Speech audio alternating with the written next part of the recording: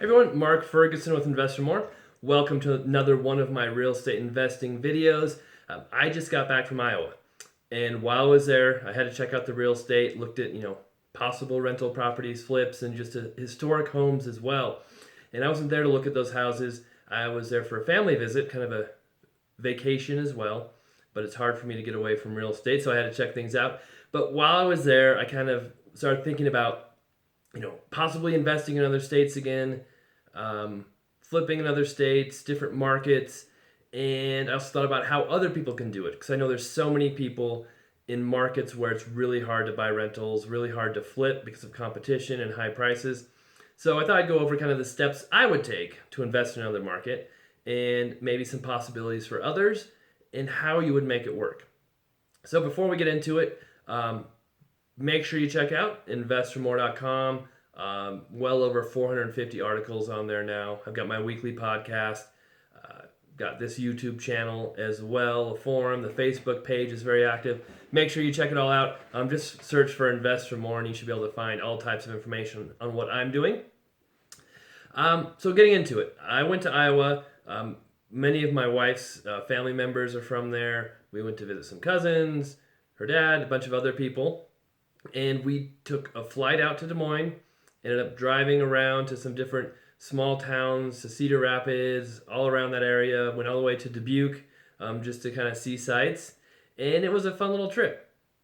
And while there, of course, I had to check out, each little town, what houses were selling for, look for any dilapidated houses, which I saw a lot of. Saw a lot of cool farmhouses, a lot of really cool farmhouses that needed some work. Saw a ton of historic houses, especially in Dubuque. That was a really cool town. And, of course, I wanted to look at the rental numbers, what values were, and figure out if it was a good market to be in. And I'm always kind of on the lookout. Just some updates on me. I haven't bought a real rental property in over 2 years now. Well, almost 2 years. I think September 2015, I bought my last residential rental property. Earlier this year, I bought a commercial shop where we can store materials. Would actually be a pretty decent rental if I rented it out, so that sort of counts as a rental. And then I also have a commercial property that I've had under contract for like 6 months this year. It's a property I was trying to buy for $110,000, but the owner has some tax liens he's trying to clear up before he can sell it. So I don't know if that'll go through. Hopefully, it'd be a really good deal if it did, but no guarantee there. And then some of you may have heard, may not. I had a $2.4 million property under contract this year as well, and it was almost 300,000 square feet on 20 acres, a huge commercial building. But that recently fell apart due to access issues, some other problems, repairs. The property had just been gutted, vandalized. It was a mess, and still maybe something might happen with it in the future, but it would be a while, and I don't see it happening. But look out for a video on that eventually. I took a video of the property a couple months ago, and I'll take another one kind of summarizing the whole deal, what happened and what went right and what didn't go right. Really cool experience, a lot of fun learning about it. Wish something could have happened with it, but also not the end of the world that it didn't because of everything I learned. And then last week, I actually got another commercial place under contract. So they're asking $325,000 for a 7,500 square foot property, vacant now. The basement's actually unfinished, but there's a ton of opportunity to add value to the property. It would most likely rent for at least $3,000 now, maybe more. And then if we finish the basement, probably rent for at least $5,000 a month. So it would make money for sure, and there's a lot of value add as well, where if we were renting it for that much money, finish the basement, it's probably a $600,000 plus property.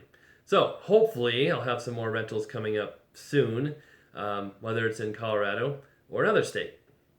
But going back to Iowa, looking at the small towns, even some of the bigger towns, prices are definitely much lower than in Colorado. When I was buying most of my rentals, I was buying them from $80,000 to $100,000, and those properties were renting from $1,200 to $1,500. Really good properties, really good cash flow. I was getting really good deals as well, adding value with repairs. Now it's almost impossible to find those same properties. I would have to pay $200,000, which would be a really good deal. I mean, a really good deal. Put $20,000 of work into it, and that house might rent for $1,500 or $1,600 a month. Rents have not come close to keeping up with values. So that's why I've stopped buying rentals. Yes, there's the appreciation play. Values could keep going up, which would be nice, it'd be great, but there's also no guarantee they'll go up. And they could also go down. And I don't want to be stuck with a bunch of properties that aren't making me any money every month. That's not a good investment to me. I want cash flow, and I would love to have the hope for appreciation, but at least cash flow is number one to me. So going through Iowa, there is cash flow there all over the place. You can buy properties for $60,000, $100,000, easily rent for $800, $1,000, $1,200 a month. The same similar ratios I was getting here in Colorado, and that was just looking at properties, for sale on the MLS, not even searching for really awesome deals, which I'm sure are there as well.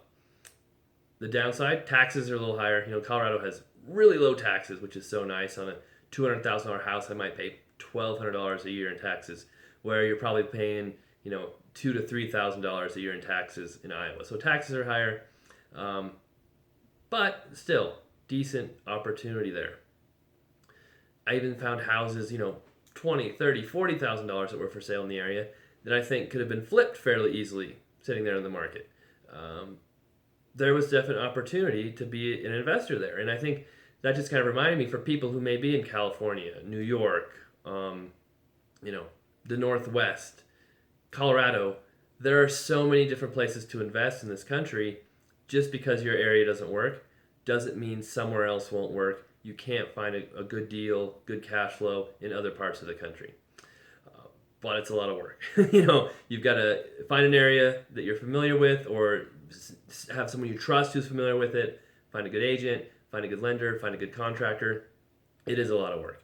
So there is opportunity to buy Turnkey Rentals, which I bought one in Cleveland a couple of years ago. It's been an okay investment, not amazing. But there are other companies as well who will buy in the Midwest. I know of one great one buying in the Milwaukee area, going into Illinois, trying to expand in different states across the Midwest and even Florida right now. And I send people to them where you can get properties at cash flow. They're already rented. You don't have to worry about finding all those things. But you give up the really good deal you get. There might be some meat on the bone, some equity there, but not if you're doing it yourself. If you're interested in that company, leave a comment, shoot me an email. I can get you some more information. Mark@investformore.com. That's the letter 4 spelled out, FOURMORE.com. But this is not about turnkey rentals. This is more about investing for yourself. So if I were to go to one of these towns and invest, here's kind of the steps I would take to figure out how to invest there, what the best way to invest was, how to make sure I didn't, really mess things up. First thing that I think really helps is if you have someone who knows an area, or if you know an area a little bit. And like I said, my wife's family lived in a lot of these towns, was familiar with them, and they were a ton of help. With talking about towns, like, oh yeah, you can, this town's okay, that town's all right, watch out for that town. This area is decent, there's some things to watch out for here. Really helpful having someone there you trust, even if they're not in real estate. They don't have to be an agent, they have to be an investor. Just familiar with the area to give you an idea of what to look out for. I think that's a huge advantage. If you have friends, family, or you yourself are familiar with an area, that's where you start looking to invest if you want to invest out of your area. You don't always look for the absolute best place with the best cash flow.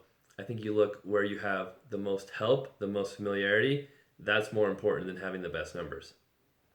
And once I found, that place where I want to invest, obviously I'd check out Zillow to see what's for sale. Yes, I know I don't have a license in Iowa, so I can't look up MLS very easily.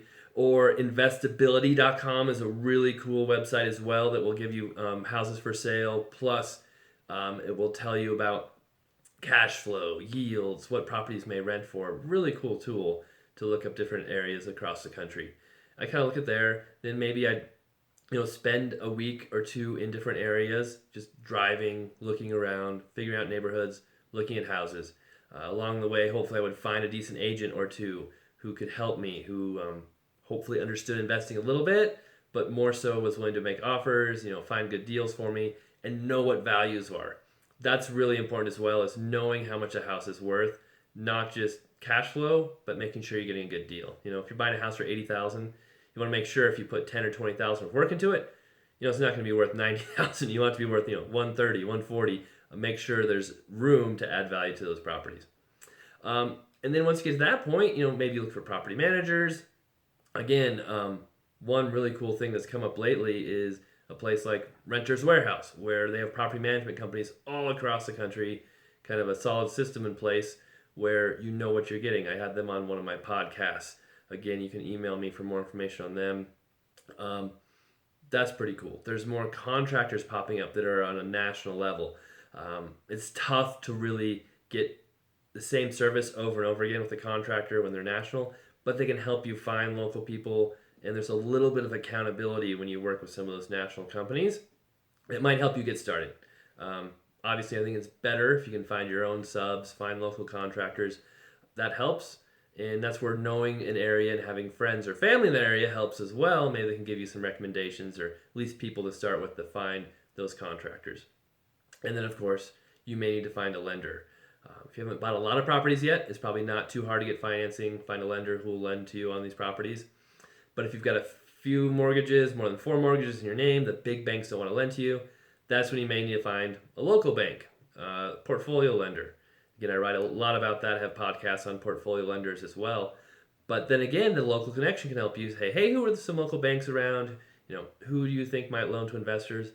Your friends, your family, people you know might be able to connect you with people. And if you have a referral from them, that might also get you in the door quicker than just calling them up, cold calling them as some out-of-state investor who wants to buy properties.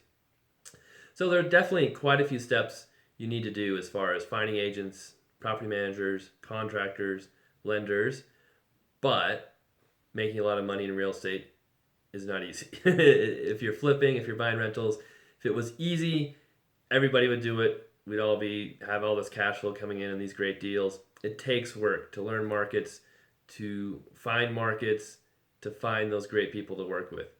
And if you can make it work in those markets, I think it could be a really good opportunity to invest, even if you're not there all the time. Kind of once you get things set up, it becomes much easier. So in the future, for me personally, I think I'm definitely going to look into buying out of state more as far as the residential side. I'll probably be buying commercial more locally, but I still want to buy more rental properties on the residential side. Maybe I may even use this Turnkey company in the kind of the Midwest, try them out, see how they compare with the other company I used.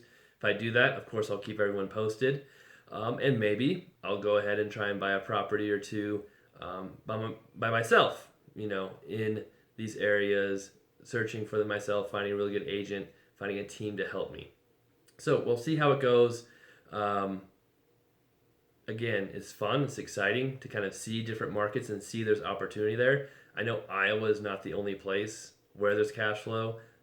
After talking to investors in my podcast or my coaching programs or on Facebook, I know there's opportunity in Florida, in Alabama, in Tennessee, upstate New York, Wisconsin, Illinois, Iowa, St. Louis, Kansas City. There's so many places around that have opportunity, and usually it's the places that don't have super high prices where you can find that cash flow and get really good rental properties.